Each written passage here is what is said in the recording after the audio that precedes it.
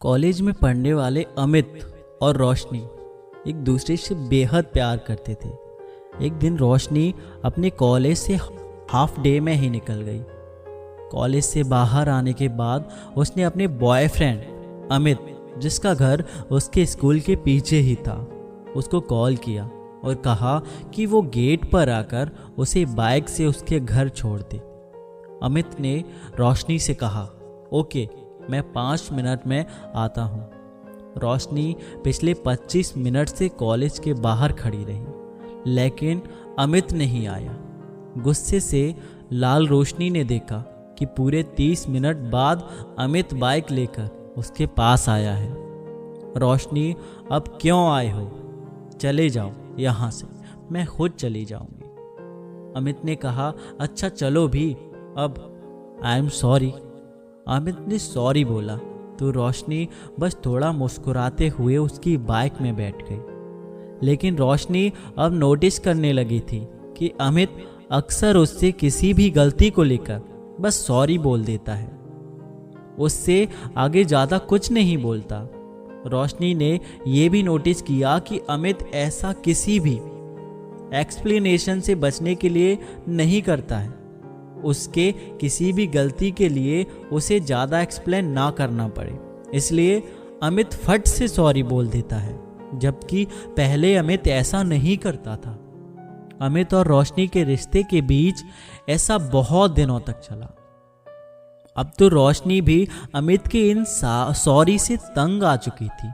वो सोचती थी कि आई एम सॉरी बोल देने से सब कुछ ठीक नहीं हो जाता है, लेकिन अमित शायद ये बात समझने के लिए तैयार ही नहीं था।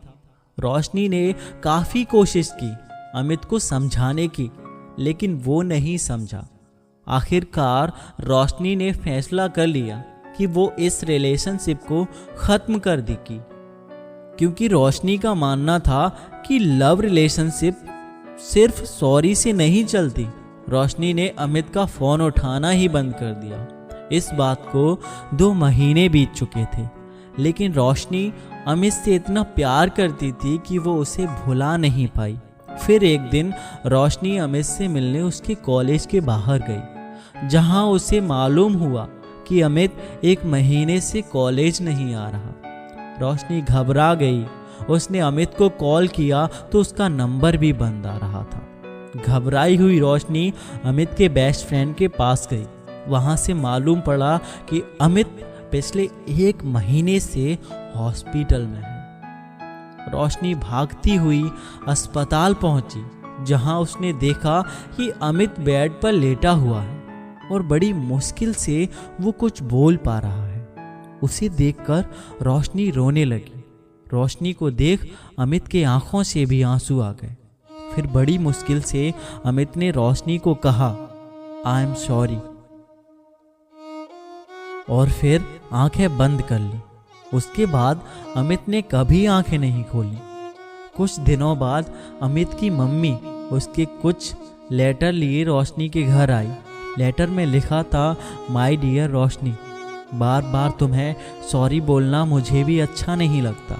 जब तुमने कॉलेज के बाहर मेरा 30 मिनट तक इंतज़ार किया था, उस दिन मैं जानबूझकर लेट नहीं आया था, बल्कि उस दिन पहली बार मेरे सीने में दर्द हुआ था, जिसकी वजह से मैं बेहोश हो गया, और जैसे ही मुझे होश आया मैं तुम्हारे पास पहुंचा। उस दिन मैंने तुम्हें इसलिए कुछ नहीं बताया क्योंकि मुझे पता था तुम टेंशन में आ जाओगी। उसके बाद भी जब भी मैंने तुम्हें सॉरी बोला, उसके पीछे भी वजह थी। मेरे दिल में छेद था और इसका पता मुझे कुछ समय पहले ही लगा था। मैं भी तुम्हें बहुत प्यार करता हूँ और करता रहूँगा। काश भगवान मुझे थोड़ी और ज़िंदगी दे पाता, ताकि मैं तुम्हारे साथ कुछ और वक्त बिता सकता। खैर, मेरे सॉरी बोलने की वजह से अगर मैंने तुम्हें दुख पहुँचाया तो मुझे माफ़ कर देना। I am sorry Roshni. Letter पढ़कर रोशनी के आंसू थमने का नाम ही नहीं ले रहे थे। दोस्तों, इस कहानी से हमें ये सीख मिलती है कि हमें हमेशा अपने करीबी और प्यार करने वालों को समझने और समझाने के लिए वक्त देना चाहिए।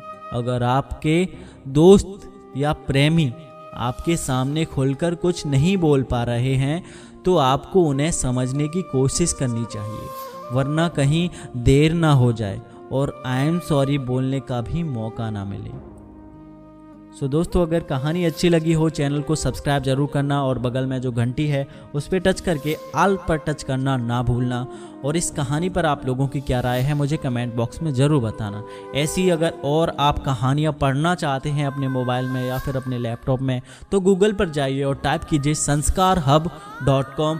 वहाँ पर आप लोगों को ऐसी ही मोटिवेशनल कहानियाँ और ऐसी ऐसी पोस्ट आप लोगों को पढ़ने को मिल जाएंगी, जिससे आपकी ज़िंदगी में एक बहुत बड़ा बदलाव आप लोगों को देखने को मिलेगा। तो अभी जाइए sanskarhub.com पर और वहाँ पर अपनी